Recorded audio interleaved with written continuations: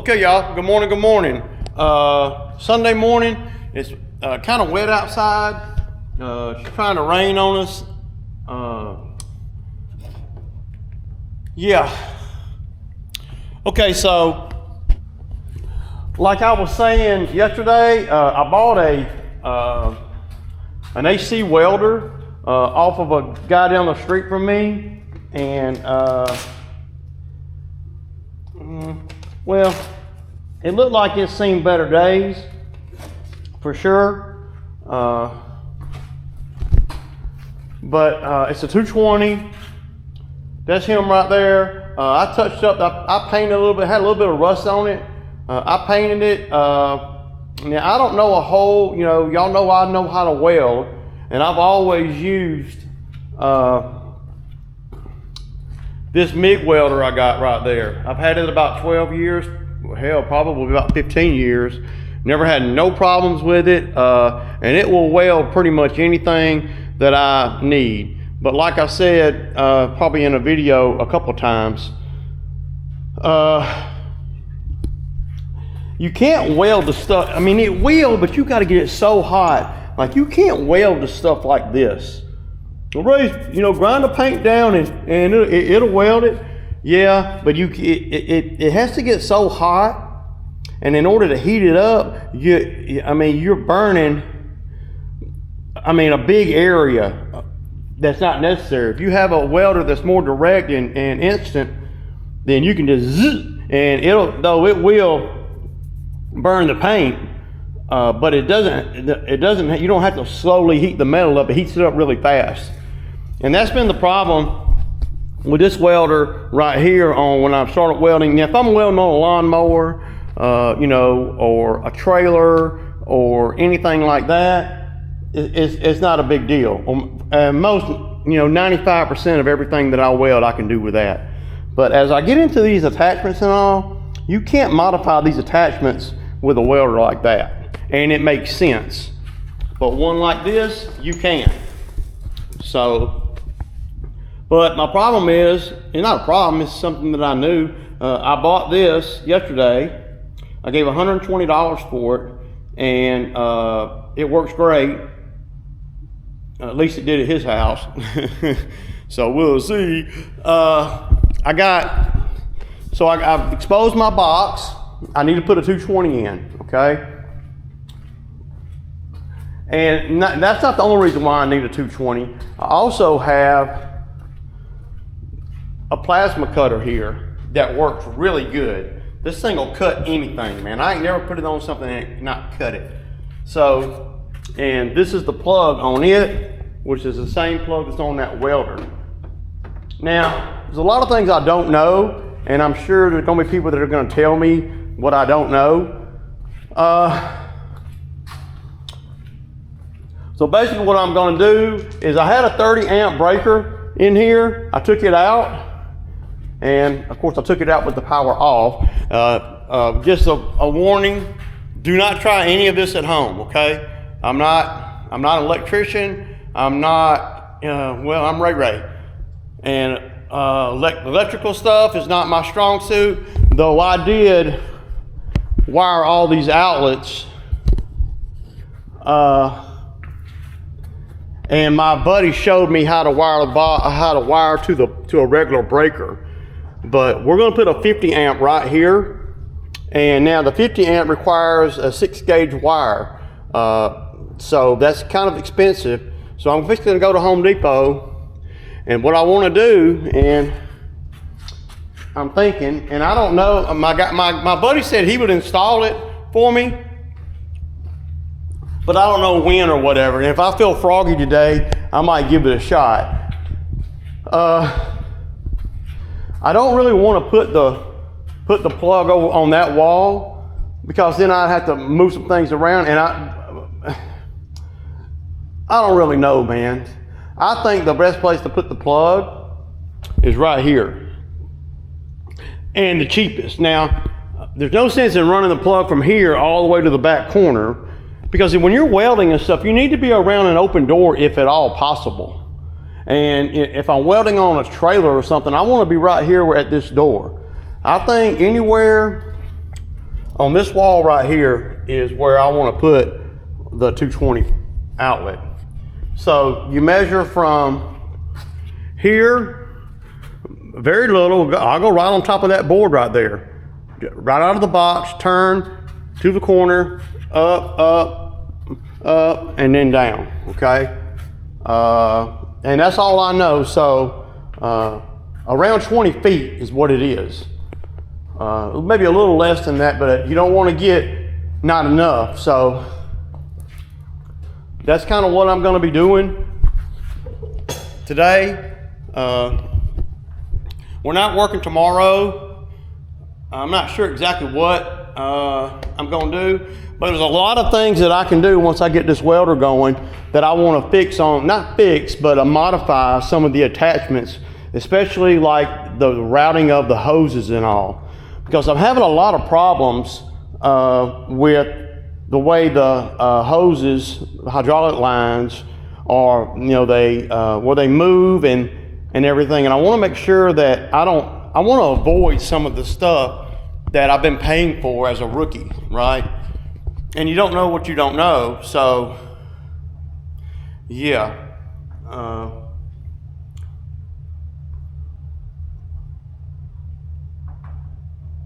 I have not ran a stick welder since high school.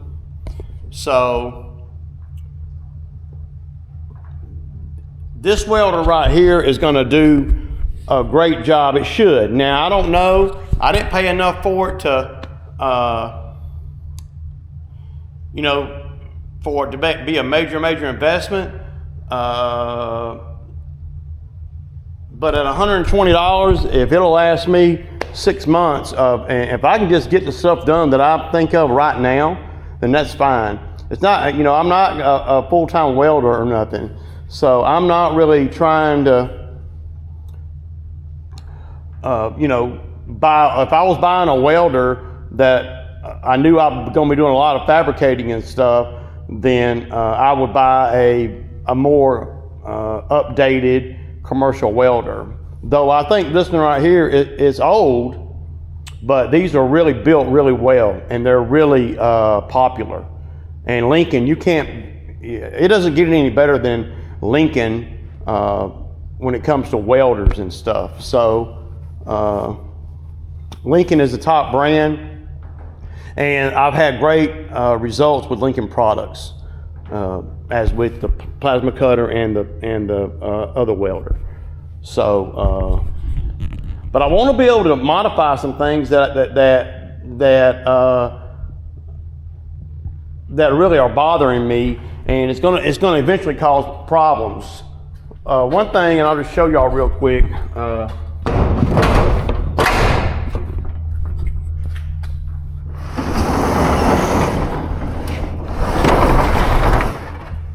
One thing I want to weld is I want to weld me a small little bracket right here on this, and it come like that, to where these will stay on there like that, where they won't move.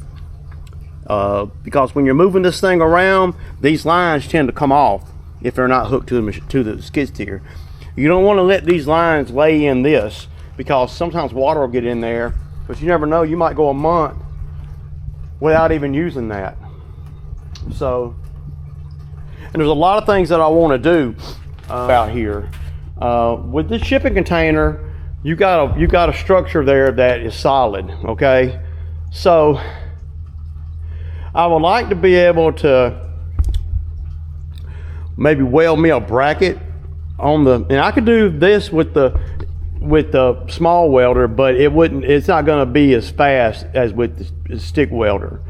I would like to weld me a bracket, a steel bracket across here. Of course, not the whole 40 foot, but I mean, I wouldn't be opposed to that. And maybe have it up about, I don't know, 5 foot or 6 feet, and be able to put some kind of a roof dome on it, you know, like a lean-to, if you will, to be able to slide the attachments under there. Now, the attachments, they're made to be outside, but if you can keep them under a cover of some kind, they'll last a lot longer, I think. How I know that? because I had a log splitter that sat right here for over a year, and I didn't use it. So I sold it. And when I sold it, I went over there with the skid steer, picked it up, carried it to the guy's truck, and both of the hydraulic fittings, the end pieces they were gone. They were trashed. They were rusted from where they've been sitting in the wrong place, and that's why I'm a lot more proactive because I've learned a lot about these stupid fittings, y'all know, in the last couple of years. And if I could, have a strip go across here, right? And I'm not even opposed as to putting it up as high as, maybe not as high as the shipping container, but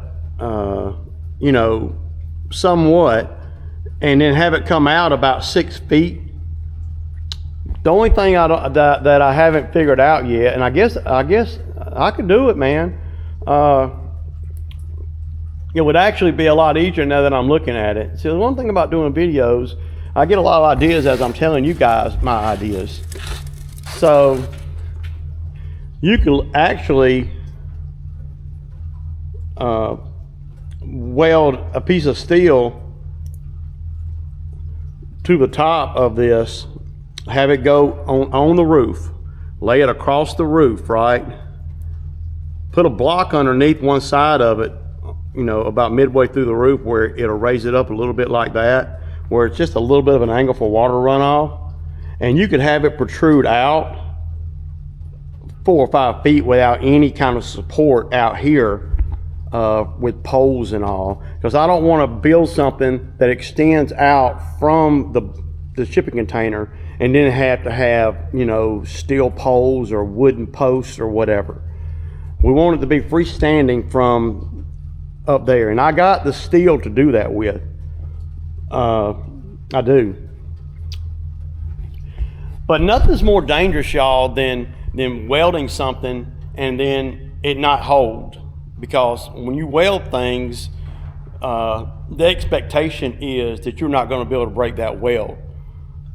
And if it fails, then it can put things in a bad spot. It can be very dangerous, that kind of thing. So there's a few things I really need to do out here that I've been wanting to do. Putting this shelf, and this shelf right here is, I only paid like $300 for it. And I got the other one over there. I'm thinking about pulling that out of here. And the thing about it, y'all gonna think I'm crazy. The thing about this shelf right here is the only way to get it out of here without taking everything apart is to pick it up on that end, drag it to the edge here, you see, and slide it out between the building and the shipping container. Now that's why it's still here, because it's going to be a lot of trouble to do that. It can't physically fit through this door that I'm under right now. This 8x8 door, that thing is more than 8 foot tall, and it's 8 foot wide. It won't fit through this door. I tried it every which way. You can't lay it on its side and it fit. You can't lay it any which way and it actually fit. So yeah. What else I got? I'm probably going to end up putting the man lift back in the shipping container. And I really need to sell a couple of things. There's a couple of things I really need to sell.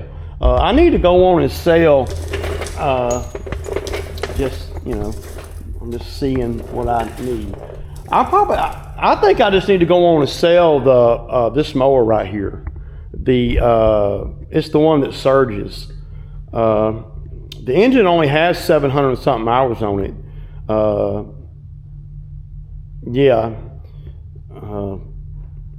But I would sell it, but I would have to get probably at least $2,000 to $3,000 for it. Probably $2,000 without the wheels.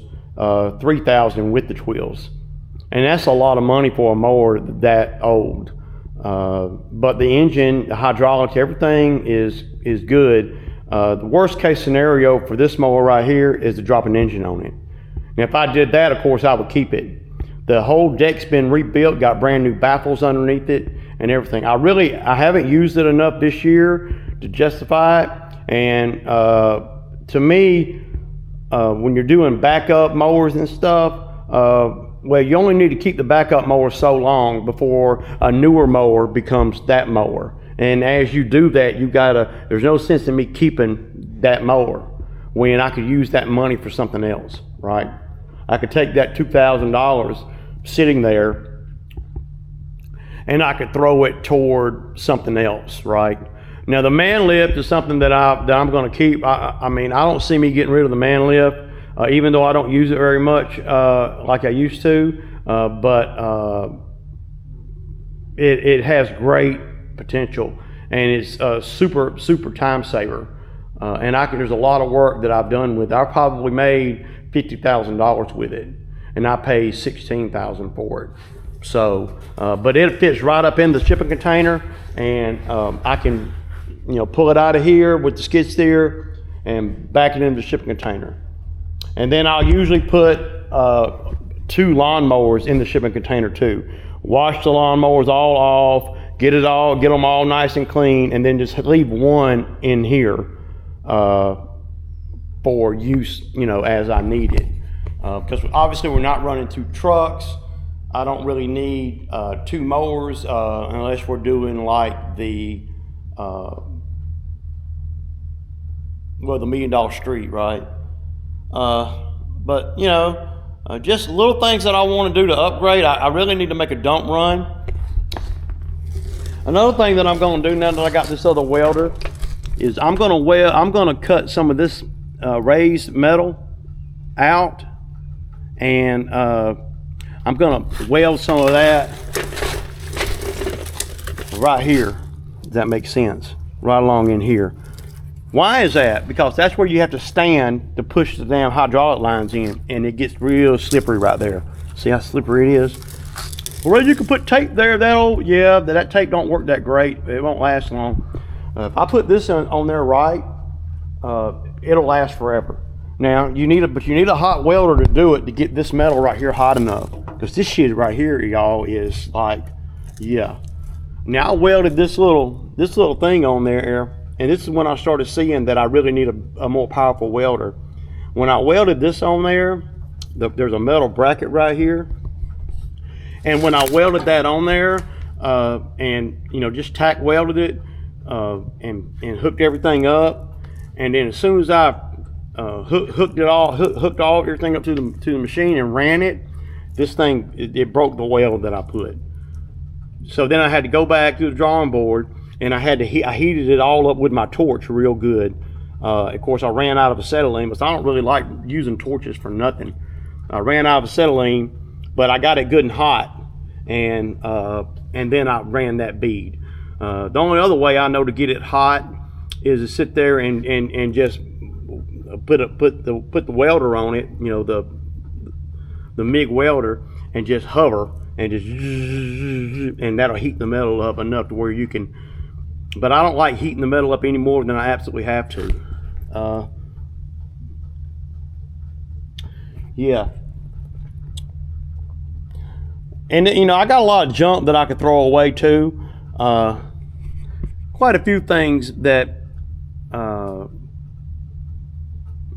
yeah. Now, and I got cameras everywhere, so, up here I get a lot of movement up in here, a lot of alerts on the camera from there's a cat or something that runs around back here, probably catching all these field mice from the woods. I haven't had any issues with any kind of rodents or varmints or any animals inside the shop. And y'all know I live in an area that's well, it's you see the trees back there. Another mistake that I made, and this was a mistake, it was $100 waste, is I bought this water holder, right? And my thinking was I would use that to be able to wash equipment back here, right? But because there's not the pressure with my water here up here is not very good. But come to find out, the pressure washer that I got, it works pretty good up here on that low pressure. I don't know how or what or anything, but it works pretty good. Good enough to where I don't need that. So that's going to be something I'm going to sell. I think I paid $100 for it. I'll sell it for, if I can sell it for $100, I will. But I ain't in no hurry to do that. Ideally out here, I wanted this to kind of be the little washing pit, if you will, because all the thing runs off to the field back there. But it hasn't worked out like that. Well, why is that? Because there's really not enough space here, and the ground is so soft that if you come out here and wash, and then the machine's going to be nasty before it gets back into here. So this is not a good washing station way it is right now. Yeah. Now I got attachments strode all over the place. I need to start gathering them all up. Once I have a place to put everything, and I got a place to put everything now, my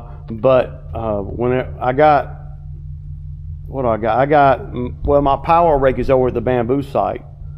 I'd like to get it home so I can upkeep it, because what happens is, say I need the power rake, I go over there to the bamboo site, I grab it. Well, that disrupts the flow of me going to the job, because you have to have the skid steer there to do that. So either you have to have another truck with you, or you have to have room on my trailer. One of my biggest problems that I'm having now with, and it's a pretty big deal, is that my equipment trailer is not long enough. So that's one of the biggest issues that I'm having. I need a freaking 24-foot trailer. Instead, I got a 16 plus 2, and it's just not long enough to do anything. I can put this, the grapple bucket, and the tooth bucket on that trailer. Of course, the tooth bucket would have to be in the grapple bucket, and it's got to be pushed all the way to the front. And it's still a tight fit to get this and the grapple and the tooth bucket on there. And you're certainly not going to get this and the power rake on there. Now the stump grinder is a little bit unique because it's centered, so it can go up between the back gate, right? Yeah. But there's a lot of stuff I want to do in this shop, y'all, and I could talk shop talk all day long about ideas and things that I have, but implementing them is another thing. And I got a lot of junk, I don't want, like all this stuff is just junk. Now, this stuff right here, never been used, brand new. It's a gap filler. I bought it from Home Depot when I had everything, in case I had to cut some of the foam, I could put it right back with that. And fill the cracks and stuff. So, yeah. So then I asked myself, where would I put that big shelf? I'm thinking, I don't really know. I cut this one off to where it'll fit right here and all the stuff that you see, like that power outlet right there, it's not even needed anymore. Because what I ended up doing was I installed these power wheels, and that's just so much simpler for me than having a bunch of plugs that I'm not going to use, or if I use them, it's not going to be very often. Because most of this area back here is storage area where you put the mowers at and everything. When I was doing the shop, I kept thinking about, well, what if I wanted to make it a machine shop of some kind? Or or maybe turn it into some kind of fabricating area or whatever. But for my purposes, right now, it's storage is what it is, dry storage, and that's what I need. I got a lot of stuff I could throw away. Probably going to end up putting this welder on this cart. This is a damn good cart, but I have found, it's aluminum, but I have found that I haven't used, I paid like $30 for it from a yard sale. I have found that I have not used it at all, other than, you know, man, having an empty cart around, to me, since I'm not in the import-export business or nothing, it's a waste, really. Yeah, it's handy to move stuff around and all that every now and then, but it's not something that I'm going to want to do. So I may end up putting this welder on here and that welder on here, and it'll free up that cart. And then if I got room, put the plasma cutter on here too. But the plasma cutter, you have to have an air compressor. And I had a big air compressor, but I do not have one now. I gave it to Toby. So yeah. But other than that, y'all, you know, I'm glad it's cooling off some. I'm glad that we're getting into some cooler, better weather for me. I love it that it's rained some. That's going to make some of the leaves fall and all that. And I got a lot of ideas and stuff for the shop, but you got to do one thing at a time, you know. First thing I need to do is I need to get my equipment to where I don't have a lot of issues with things that hydraulic lines and all of that. I want to get the stuff to a point to where I can modify things and I can, you know, fix. Well, I can fix anything pretty much if I want to, but and it's usually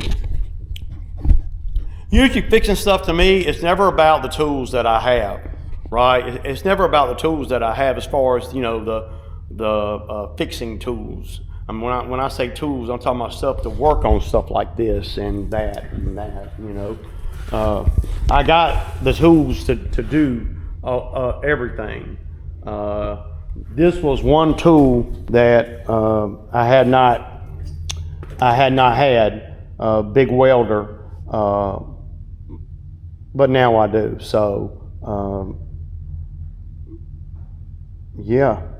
And if this one doesn't work right, like I want, I'll turn around, throw it on Marketplace, and I'll sell it for $100, and I'll go buy one.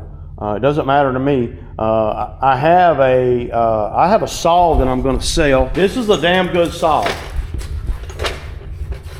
It's a Husqvarna 365 Special.